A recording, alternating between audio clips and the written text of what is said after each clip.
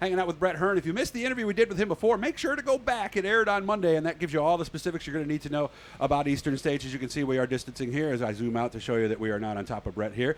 Normally, you and I are talking about 50, 60, 70, maybe 100 races right now, but this is number 10 today here, the finale of OktoberFAST at Weedsport. Yeah, that's what semi-retirement looks like, I guess. You know, is that what we're calling it? Yeah, I stuck to my plan all year.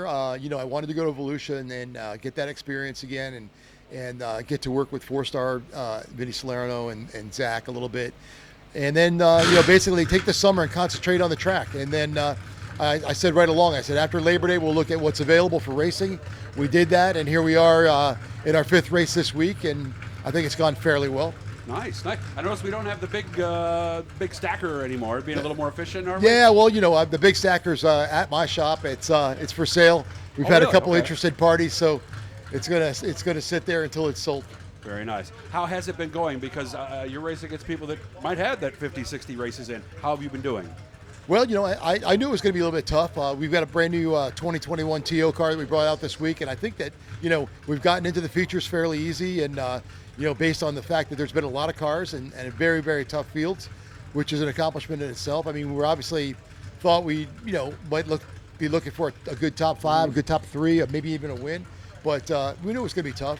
But we're happy with the progress we made this week, and you know, we'll see what it shakes out today. It's been a while since I've been good at Weedsport, so you know, maybe after today we'll know what we have. All right, let's recap a little bit. Albany, Saratoga, track you know pretty well. How did it go there? Time trialed well, 3rd in my group.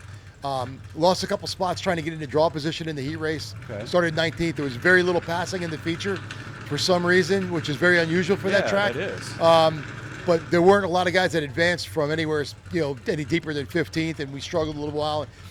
We pitted, changed the tire to try to make something happen, but in the end, we weren't able to really advance very much and end up with a bad night, so to speak. So we came back to Fulton on Thursday night, set fast time overall out of 56 cars. Nice. Won our heat race, and you could call it driver error or whatever, but clipped the Uke tire very early in the feature and knocked myself out of what was potentially a good race for us. Can-Am got ourselves in a draw position, started 2nd. By the time we started the feature, the bottom had started to rubber a little bit, so my outside starting spots didn't help me in the beginning of the race. We ended up getting the 7th out of that. Not bad considering. Not bad considering. And then last night, missed the draw by 1 spot. Started 16th in the feature. Lost a couple spots. Was struggling with a little bit of a steering problem. It may be related to hitting that Uke tire at Fulton. We had the same problem. We experienced the same problem at Can-Am, and we just didn't fix it right last night. So that hurt me a little bit. But you know, in the end, I advanced some spots late in the race. You know, got a 12th out of it. Amazing how that track changed after the rain and all that, right? Yeah, I mean, you know, it was really crummy for hot laps, and it got better as night went on, though. Yeah, I was in a pace car for heat races too. It wasn't that great in the heat races either. But boy, afterwards, I was amazed. I mean, the bump was still there in 3, but it wasn't nearly as bad as it was. Yeah, no, it wasn't bad. In the end, the feature was, you know, it's got some rough spots in it, but I mean, all in all, not too bad. Yeah, and we got it in. That's the big thing. We got it in. So is today your last race of the season, or are you going to try to race Eastern States? Well, I won't run Eastern States, but I'm considering World Finals if it happens. If it happens. Yep. Okay. Are we looking to next year yet?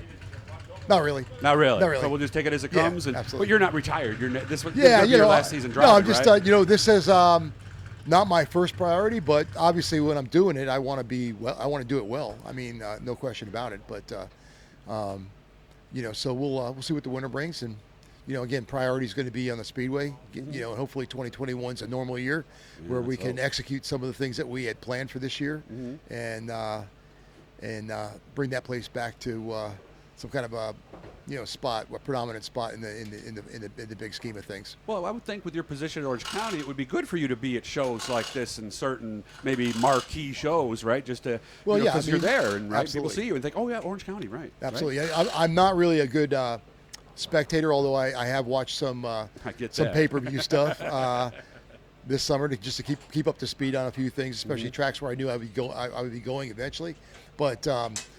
You know, all in all, I always come away, when I go to another track, I always come away with an idea that I can apply just like anything else. Very good.